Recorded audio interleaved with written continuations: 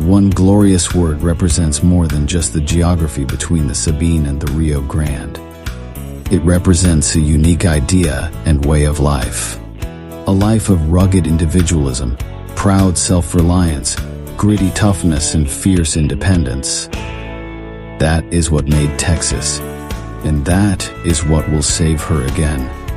Howdy, folks. Sam Houston here. I want to thank you for tuning into the Feed Bandit podcast. Feed Bandit is the Texas first outdoors brand built by rabid Texans, for rabid Texans, and all those who aim to be one someday. We unapologetically promote the ideals that shape our Texas pride and Texas first patriotism through our love of hunting, the outdoors, and the gear and apparel we create. Texas, above all else, preserve the tradition, protect the legacy. Check us out at feedbandit.com. And to repeat that great rallying cry from a former colleague of mine, liberty or death. Now, enough of my talking. Here are a couple of bandits that love Texas as much as I do. Enjoy. Well, howdy, friends. Welcome back to the Feed Bandit podcast. Jimmy here, and I'm joined by Richard, El Corn Bandito. Hello. Hello. Oh, yeah. Welcome back. Yeah. To you. Welcome back to me. Welcome back to everybody else. Yeah. Excited to be back on the horn.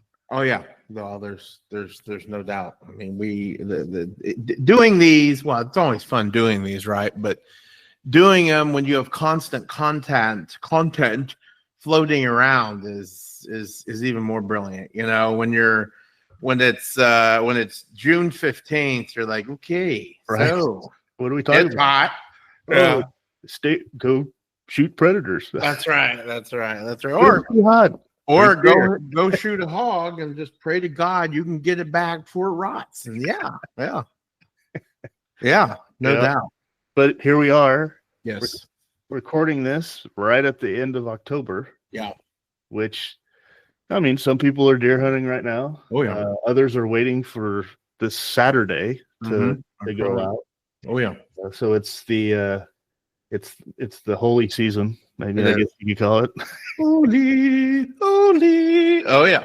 Man, no, this is definitely this is the big time for everybody. You know, my big one is September 1, dove season, of course. But but I'd say a vast majority of hunters in the state of Texas, the opening day of Texas rifle season is really when people get fired up. Of course, October 1, I think it's October 1 is opening of bow season. So of course there's a huge sale there. And as a fellow hunter, even though I do not use archery tackle, I'm just as excited for those guys, Yeah, for sure. I thought about getting a crossbow at some point. Oh heck, dude, that might be kind of fun. Oh but no, I don't think I want to actually put the effort into getting into like the full regular bow, dude. That's so funny you say that, because I mean, growing up, me and my good buddy Eric and Throckmorton, our dads bought us bows. Well, I think Eric got one. Of course, he's like, I want one. So Dad went to Oshman's. Hey, there's a blast from the past. Yeah, went to Oshman's, got me one, and we wore those things out, and back then in the early 90s, there were no hunting there were hardly any hunting videos, or so it was books and the occasional magazine where you get to watch all this archery stuff. So every time we went out there, I had this foam target of this deer. Of course, it's just so archaic compared to what we have today. But man, what did you name it? We wore that thing. I actually didn't. Oh, no. Which is surprising. Normally you're exactly. I know where you're going with that. Like Duncan the decoy. Who is the most hated predator decoy at the ranch. But boy, that was so fun, and I really wanted to get into it. But I'm with you. If I'm going to do it now, it's going to be crossbow. I just think I would love to crossbow hunt in the morning. So I'm not that guy who ruins the morning still with the, Like it I hate it. Like I even so, and that's the great thing about duck hunting is, at least the past 2 years is, normally I don't shoot, so I am not that guy. Right. Right. I hear these in the distance, and it's you guys. I love hearing that though. It bothers me. Like I guess because I hear so much crap here in this horrible deluge of a city we live in. So I just like the tranquility, Yeah, I hear you. Yeah. But you know what I do love though in the morning? The text going back and forth between everybody. Then all of a sudden it says, "Oh, I got something coming in," or whatever. Yeah. And then it goes like silent. The text Yeah. Oh, big time. Well. Big time. Yeah, and that's oh yeah. It's great. And then we're like waiting, right. and then somebody sends the meme with the Judge Smales. You go, well, we're waiting. Well, we're gonna be doing that here very shortly, I think, or at least you guys are. Hopefully I'll get to go too. Make it so. No, dude, I know. I know. God, dude, 8th grade volleyball. I mean, I can't. I can't. Thankfully, high school is on the weekdays, not the weekends. So, yeah. But so deer season is here, my friend. Thank goodness. Yeah. All right. Well, we got some good hunting stuff to talk about today. Yeah. But first, I got something interesting about the little Texas history lesson today. End of October. Okay. Do you know what happened on October 28th, 1835? Oh my God.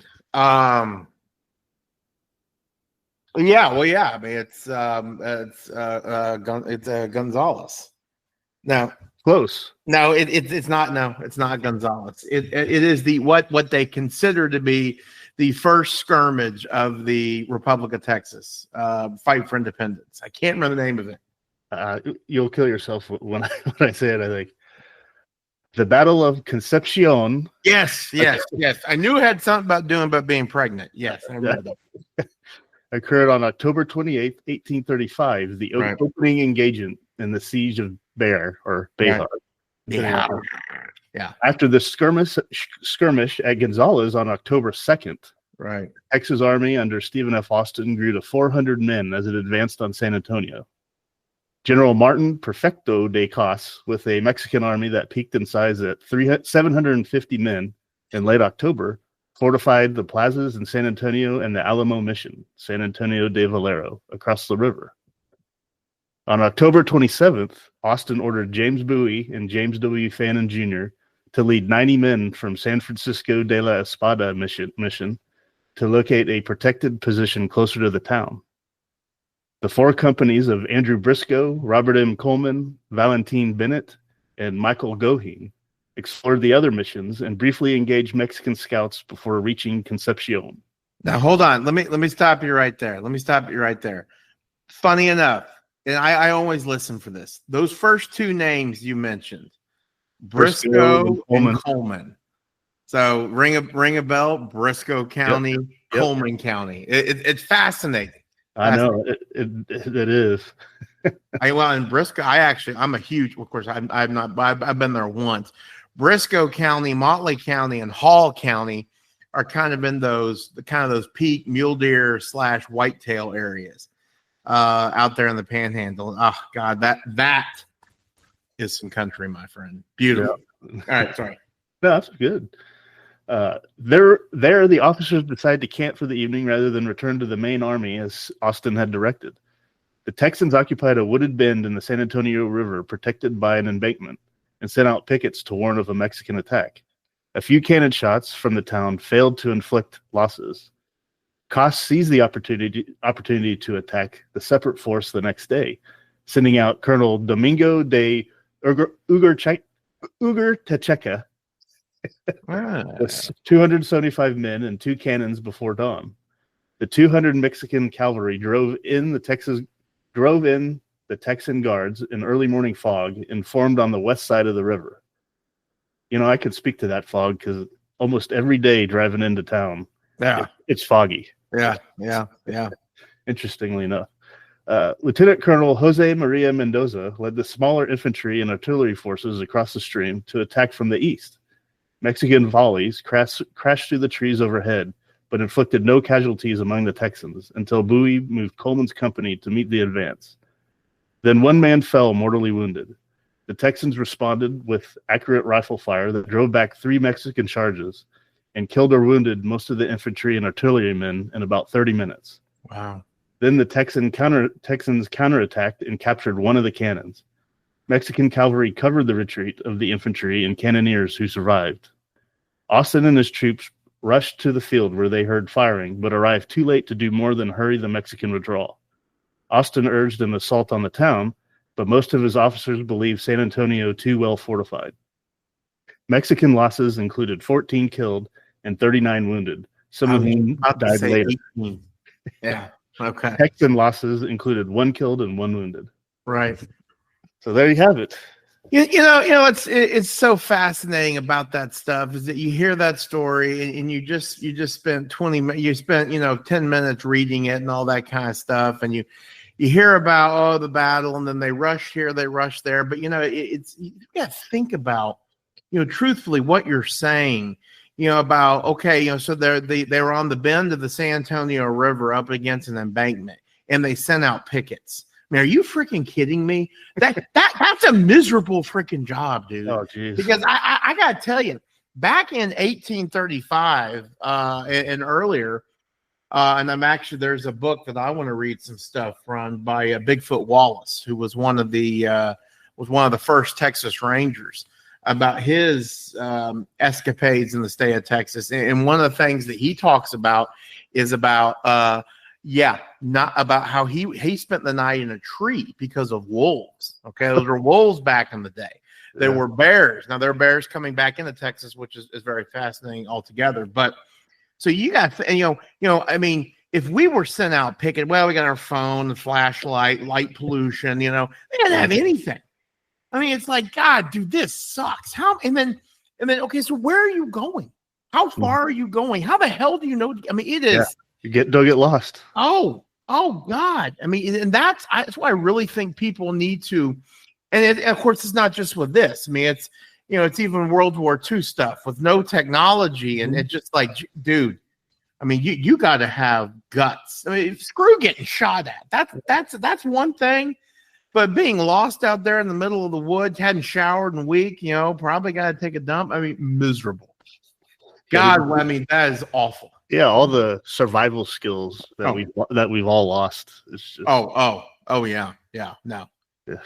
that is a fascinating story, and again, that story right there, I think, is why it's so important that people put down the history book and really start to dig deeper. The traditional mainstream Texas history book. I mean, even Texas history books they're teaching the kids in school. I mean, don't get me wrong. Listen, I'm glad that they're teaching Texas history, but unfortunately, there's nowhere near enough time to really fully engage into every little aspect of what this took. I mean, so okay, all right, I'll add to the fire here. You're a picket. You have no idea where you're going. You got people out there that want to kill you. The other thing is you're basically committing treason. At the time. Oh yeah. So, you don't know where your family. I guess maybe technically, since they hadn't declared independence yet, it wasn't. Well, treason, but you're fighting against the government. So yeah. I don't know. But but no, that is a great story. That's fascinating. I tell you what I love. I love to read the stories about those guys and the guys who made it through San Jacinto, and how a lot of them ended up being, because they were older by that time, by the time the War of Northern Aggression broke out, how a lot of those guys, were home guards and Texas Rangers and stuff that, patrol the prairie looking for scumbag Yankees and Indians and stuff. I mean, that's some fascinating reading right there. Yep. I mean, when it came to the Civil War, they were kind of like, this is a walk in the park compared to what I've been through. Right. Fascinating, my friend. Good one. Yeah, good stuff. More to come. Oh yeah, for sure. Every time I do this, I learn something more. Oh God. Oh yeah, absolutely. And that's that's I talked about in the one before the last podcast. Yeah. I talked about the runaway scrape. Yes. In that one, so yes, related kind of to the whole time or whatever. For sure. Just interesting stuff. I just didn't know about it. You know about the broad brush. Yeah, of course what it was, but yeah. How when it started, what happened, the other things they had to look for. I mean, they weren't just running from the Mexicans. I mean, they were looking for or protecting against Indians and stuff too. It's everything out there that they're trying to. Oh yeah, no. Everything out there is basically trying to kill you. Yeah, right. Yeah, they're in Australia. Right? Yeah. Oh yeah. Yeah. God, dude, miserable. Like, hey, let's go camping. Hey, let's not. Right. Everything out in straw. I mean, there's not one single. It's like, oh look, there's a diamond big tough head. One bite and you're fucking dead. It's awful. Awful. God. It is crazy how Australia got well, and of course Australia, and then second is and damn near just as bad is going to be Africa. Now, of course, Africa. Not every snake out there will kill you instantly, but what they lack in snakes, they make up with in gigantic cats, and hyenas and wild dogs and oh my God, lions, tigers and bears. Yeah, oh my, yeah, exactly. Well, yeah, I mean, picture these guys, all these people that are on the runaway scrape, trying to defend themselves and everything, and all they're trying to do is go out and shoot a deer to eat, but they can't find any. Because there's too many acorns out there. Oh yeah, no. You like that segue? That is a great segue. Well, and that's funny because that's exactly what's been going on. So it's funny. Let's rewind the clocks, shall we? And talk about the summer, the spring and the summer out coming off a really horrible drought. Majority of Texas got a substantial amount of rainfall. Okay, not everybody, I know, but a good portion of Texas got some extremely beneficial rainfall, and groundwater's been restored. No, not all of it. I get it. Okay, but big portion not. Yeah, exactly. Yeah. So Canyon Lake in particular. But it's anyway. So yeah, it didn't seem like it was ever going to stop. Well, then come September. Things kind of cool down. Well, then in October, boy, it's just nothing. And that, October is one of those super important months, for fall for production. This is when the heat kind of turns off and the rain kind of picks up, at least it's supposed to, and you start to get all those forward productions. And then typically this time of year, we're talking about, issues with as far as feeder activity being down because of forbs and then because of acorns. Now it's kind of interesting, and I bet you if we talk to I'd say talk to the guys who've been bow hunting or the MLDP guys that have been hunting, I probably have to gather to say that their hunting over feeders has been incredible, okay, because it has been so dry. Mm-hmm. Now, of course, you're going to get the dew, and just the cooler temperatures and what groundwater you got, it's going to help kind of bring up those forbs and that. But obviously, nothing beats great, really, really good rainfall. So here we are. Ironically enough, okay, the bow hunters have probably enjoyed. Yeah, they've been fighting the acorns, but but they've had the feeders, okay, kind of to help supplement to get those deer in there. So. I'd be curious to see the bow hunting numbers. Of course, there's really no way of doing that. But where I think you're going to start to see some problems now are by virtue of the fact that as of today, which is almost Halloween, we're looking at almost a good chunk of the state being very wet for at least. I mean, you look at the long-term forecasts, and at least where the ranch is, and in a lot of parts of Texas. You're looking at 50 to 60 to 70% chance of rain. Now that doesn't mean it's gonna it doesn't mean crap really, right? Mm-hmm. But who knows? The 70% chance of rain could end up being a 2 inches of rain. Right. And so of course when you have that and the cooler temperatures, guess what happens? Here come the forbs. you add that with the acorns, which a lot of guys have got kind of indicator trees, that they'll go and look at, and it'll be able to tell, okay, is it a bumper crop or not? Well, my indicator trees at my home here in Plano, I mean, they're dropping acorns the size of golf balls. And I know this because when they drop on my roof, I'm like, God, is it hailing? And it is so loud. You should take them. You should collect them and then go out there with a baseball bat and hit them out your backyard. I would be out there for a long time. But there's no point in doing that because they all fall in my pool. And don't get me started, because our little Polaris is like, and it makes one pass and the whole bag's full. I'm like, it is just, it's so frustrating. Anyway, but it's funny enough, when we do get these big acorn crops, and of course I'm not gonna be able to make it out there before they get soaking wet. My daughters and I will go out there and my daughters and I'll go up there and collect them, and then we'll bring them to the ranch. We'll put them under the feeders and all that kind of stuff for the deer, and then of course the squirrels will eat them and take them and bury them, and it kind of helps with that life cycle. But yeah, I think for opening weekend, I think a lot of hunters, I think it's going to be a great opening weekend by virtue of the fact, again, that it is so darn dry. I think they're going to be hitting the corn feeders where you got them. Yeah, if you've got acorns, I think it's going to be a problem.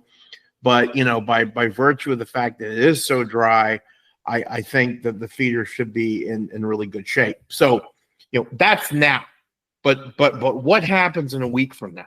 Okay, or a week and a half or 2 weeks from now? And then that's, you got to realize that a weed, okay, a broadleaf forb, and I don't know the exact growth rate, okay, but after water hits it, it doesn't take all that long for it to pop out. Case in point, go look at a winter. Oh, and that's the other thing. Go look at a winter wheat field. Okay, it literally can go from just being nothing but dirt to overnight, having little green sprigs, and that is exactly what the deer are after. Okay, the more spriggier, the better. Okay, they don't like the big stuff. Think of it like asparagus. Okay, a deer is not going to sit there and eat the part that's growing. They want the tender shoots, the tops. Yeah, you got to cut the white part off to the end of the asparagus. Exactly, and that's what makes their pea stink. Right, and so therein lies the problem. With all this rain that we've got coming, you're going to start to see that, and so. The problem with all that is, you could be up a creek right now as it is if your hunting area, your hunting blind is in an area that is solely reliant upon hunting on the feeder. Okay. Mm-hmm. And so this is an issue that you should have taken care of really honestly back in the spring, and or if you waited that long, which most people do, guilty, or wait to the summer to move your blind or find a new area. You always need to have it to where, okay, when they're not hitting the feeders, where's a really good natural feeding area? Where's a really good natural pass through? Where we're seeing some deer. The blind that we refer to as Death Road. Mm-hmm. Death Road is exactly that. There is no feeder there. It never will be a feeder there. And year after year, it is a bloodbath. There's a reason why it's called Death Road. Absolutely. And occasionally we'll sprinkle a little corn on the road there. I truthfully, I don't know why. It doesn't need it. They just come out there, and there's forbs out there, and they're just as happy as can be. So that's you got to think that way, and if you can do it, okay, if it makes sense in your budget and on your land, on your place, and have some. If you can have a blind or two that's not over a feeder, do it. I know that we both know that, especially during the rut, after the rut, the does at Rancho Bandito avoid the feeders like plagues. I mean, they will not come near them. In fact, if you're going to shoot a doe at Rancho Bandito slightly before or after the rut, if you're out of fear, you're going to be killing a child, okay? Because they're the only idiots that show up there. Them and these massive, massive bucks are the only things that show up, at these feeders. Okay. Whereas the more mature does show up in the right of ways. Okay. They're where the power line easements, things of that nature. And boy, that is something that we have found to be tried and true, Now, Rancho Bandito is a little bit different. We've got numbers of does we need to take, so we're actively out there looking for them. But, if you're looking for the big bucks, at least in my experience, regardless of the time of year, they're kind of there. Now, that being said, where there are does, there are those mature bucks. But anyway, you really, now's not the time to be thinking of what you should have done with a bad acorn problem, and or kind of a bout to be a bumper crop of forbs. But you got to be thinking about it. You got to get nimble and adjust. Oh, for sure. Yeah, for sure. And so people say, okay, well, what do I do? What do I do? I'm not having any activity at my feeder. I got limited time to hunt, so on and so forth. What do I do? Well, truthfully, the next best thing is getting there and make your brush blind. Don't be going out there and putting up a pop-up blind. The turkeys they could care less. You can park a Ferrari next to a feeder and the turkeys would not care. Okay, but if you put something in a deer's area and that they're not used to seeing, they will not like it. Okay, and you will not have success. So if you're in a situation like, for example, you go out there just after Thanksgiving, okay, and you are in a scenario where you have, the deer are not coming to your feeder. Oh my gosh, what do I do? I want to get a couple of deer down. I can't come back till late December. Maybe I won't even be able to come back. Make a brush blind. Have some loppers with you. Do that sort of thing and make it as natural as possible. And for God's sakes, make sure you play the wind correctly, because of disturbance, clearing brush and stuff. As long as you're not like just completely, just destroying the place, it will be less disturbing and will pique a deer's curiosity a hell of a lot less than putting up a pop-up blind. And it'd be kind of neat, kind of fun. It'll change your pace. It really would be. And I've done it. I've done it a couple of times. It's kind of funny. Over the years, we have carved out little spots and we go turkey hunting it. And it's typically, and we need to document that process because it's kind of brilliant. We'll take a cedar tree and those cedar trees, those canopies are just awesome. And just there's not anything that can, including light, that can get through those canopies, so they're perfect for turkeys. And so there have been times where I've sat in there for deer. You find a little cedar on the hill, you get a little pocket shears and maybe a little saw, and get in there and bring you a turkey vest and have you a good pair of shooting sticks and kind of sit up on the hill with a cedar tree behind you.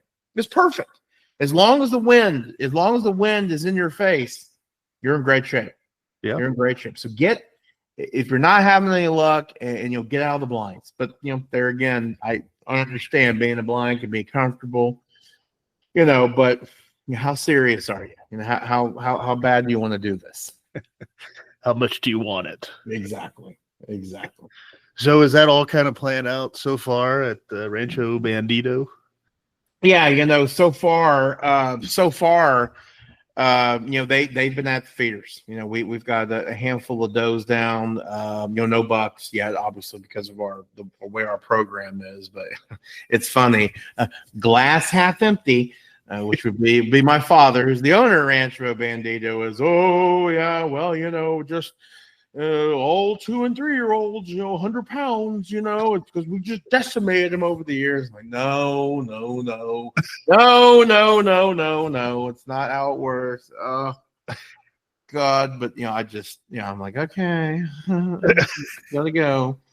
But yeah, no, we've got some really good deer to take, and we've got some really big ones. But it's funny when you look at our social media, which I do. Look at all the deer I post about, and the ones that I really get excited about are these 4.5-year-old 6 points. They look little tritons on their head. Oh my, Yeah, or those are the true trophies. though that fork, that big fork that's hanging out there on the west. I mean, dude, that's full body. Full body mount. Those are my favorite for sure. Oh yeah. Oh, absolutely, absolutely, yeah. All right. So yeah, that's boy, that's kind of the thing. Looking forward to to doing a little duck watching and Duck watching. yeah. So I'm glad you've come around to calling it what it is. Oh, it's been so bad. So my dad said 2 weeks ago, he's like, oh yeah, I'm looking at about which is fine because he never does 500. I can't even see the order. Oh yeah, they're everywhere. It's like they're having a convention down there. Welcome. It was amazing. I was like, wow, that's nice because come November 9th at 6:18, oh yeah, gone. Nowhere to be seen. Yeah. But hey, the struggle is real, my friend. It is real. And there was you said there was one article you wanted to briefly you wanted to talk about in our favorite paper, the Lone Star Outdoor News. Dude, absolutely. Yeah, just real quick. The Lone Star Outdoor News, again, our favorite newspaper in the whole world. And one of the things I first said about when I talked about this, just how it covers so many different topics. It's not just whitetail hunting and all this kind of stuff. So this one says the title of this article is Opening Day Panhandle Pronghorn. So, Texas is one of a handful of states, obviously mainly in the West, that have got both whitetail, mule deer, and pronghorn antelope.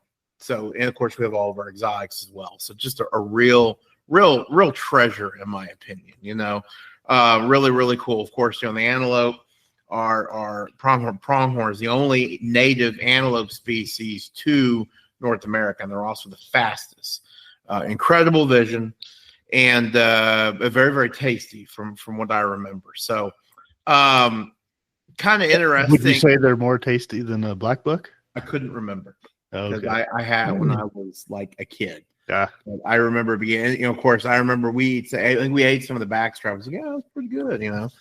Of course, we had the rest made the sausage. I mean, God, why did we do that? But hey, that was literally like 1989. So yeah, I couldn't argue about that. You ruined your taste buds. That's right. Give me cigars. That's right. Yeah, exactly. So yeah, this guy's from Liberty Hill that's on this on this hunt. It's just kind of crazy because antelope season in Texas is only like 2 weeks, okay, and it's only done by tags. I mean, you've got to, and each property is issued tags. Listen to the size of this hunting lease, okay? I mean, this just makes this just stresses me out, okay? Thinking about, it's like how am I gonna cover this 350,000 acre hunting lease? Good Lord. Home to Aoudad, which that's those turds, mule deer, pronghorn, and the occasional elk on the western side of the property. Fascinating. Out of that number, let's see, 350,000 acres, they were only issued 8 tags. Whoa, really? Yeah, but it says on Friday, September 27th, after driving around for a few hours, Jones and his fellow lease mates made the comment that the pronghorn numbers were incredibly low, considering the size of the property. They only had 8 tags, and they said they only saw roughly 200 animals. Wow. On 350,000 acres. So, wow. Yeah, that's crazy. Now this is in Hartley County. Hartley. Hartley. I think that's. Let me look that up because Hartley, LY or LEY. Yeah, LEY. LEY. Yeah. Because if it's okay, let's see. Panhandle or it borders New Mexico, way up there. Okay. See, that's kind of interesting. And that's one county down from the top row. Okay. Yeah. On the left, okay. That's interesting because there are and I really dive into this stuff with the antelope. I've always just been kind of been an antelope head guy. It's always been fascinating to me. And then like the mule deer, I consider them kind of a real treasure. But it's interesting that, 350,000 acres, that he's only got, roughly, seeing about roughly 200 antelope. Technically, there's 2 herds in the state of Texas. There's a panhandle herd, which this one was a part of, and then there's a Trans-Pecos herd. And the Trans-Pecos herd is not. It was always the one that seemed to be down. And I contribute that a lot to, even though I think the habitat out there is nowhere near as fragmented. Okay. But it's just kind of more of a desert climate, which again, they're kind of used to. Whereas the panhandle, there is more habitat fragmentation and there's different farming practices that can really, really screw things up. You know what I'm saying? Like you can go from a CRP field and that's great. That's where the antelope will thrive. But then all of a sudden, 400 acres of what used to be CRP, boom, is now caught. And then that becomes a real problem. And then, well, what maybe they were affected by some of the wildfires or something up there? Well, yes. Did they say anything about that? For sure. There's nothing in here that says anything about that. I'm gonna look that up though, because I remember when those wildfires did break out, and that was kind of more mule deer. Well, no, it was antelope country too. Yeah, I'm curious. I'll see if I can find the Texas Parks and Wildlife report. They do one every August. God, that's what we should have read. I didn't even think about that. But typically the panhandle antelope fare a lot better. So if those numbers are down, I really hate to see what Trans-Pecos numbers are. And I know that actually, like year before last, they actually took some antelope from the panhandle and transported them to the Trans-Pecos, which that would be an interesting experiment in itself, because they're two similar but different ecological. Yeah. You know what I'm saying? And there are no, at least not that I'm aware of, in the Trans-Pecos, there are no, wheat fields or pivots and things of that nature, which, if you go to New Mexico, any time in the super late summer or early fall, you'll see pronghorn antelope on both sides of the border underneath those pivots eating wheat and corn and God only knows what. So Trans-Pecos, to my knowledge, doesn't have that. Huh. Well, I'm sure they're different just because of the weather and stuff like that. Like, well, for sure. I can't remember if this is the one we're gonna publish next, or a couple, or one that I did a solo podcast a couple times ago. I was reading about whitetails, like biology and stuff, and they talked about how different whitetails are.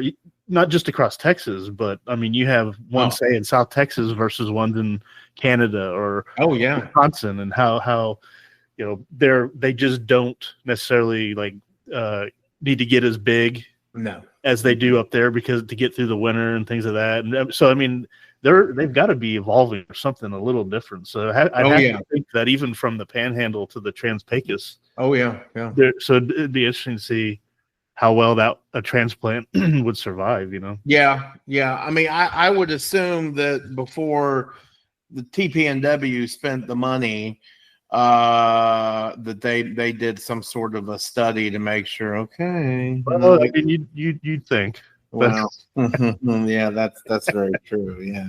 Well, they'll be fine. They're animals. Hey, animal. Plenty of grass out here. Yeah. Well, I looked up. Did you know the size of the state of Rhode Island is about 1 million acres?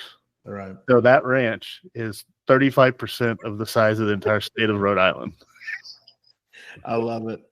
That's actually a really good point. We should talk about antelope restoration and habitat fragmentation. We should buy Rhode Island. There you go. Give the whole place an enema. Everybody's gone. Let it all go back to nature. Raise antelope there. There you go. And then bring them back here. Think about that. I think that makes sense. Yeah.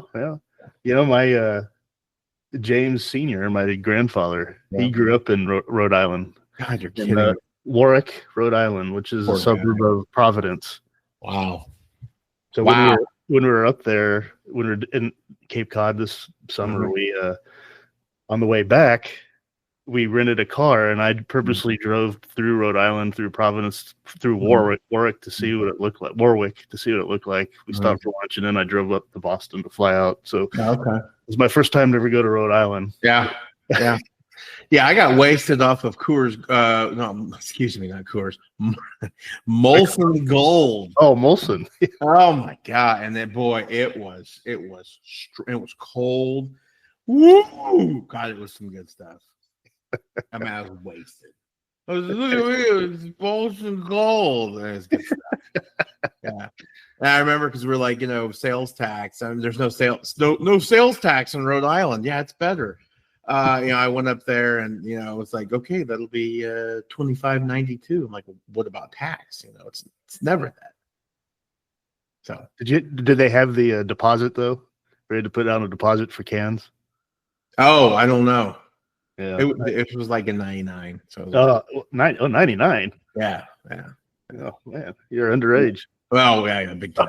No, I didn't buy. You didn't drink till you're 21 though. Well, that's very true. Yeah. Kids. Yeah, the Corn Bandit here did not drink until he was 21. No, never touched the devil's liquid. Never did in my life.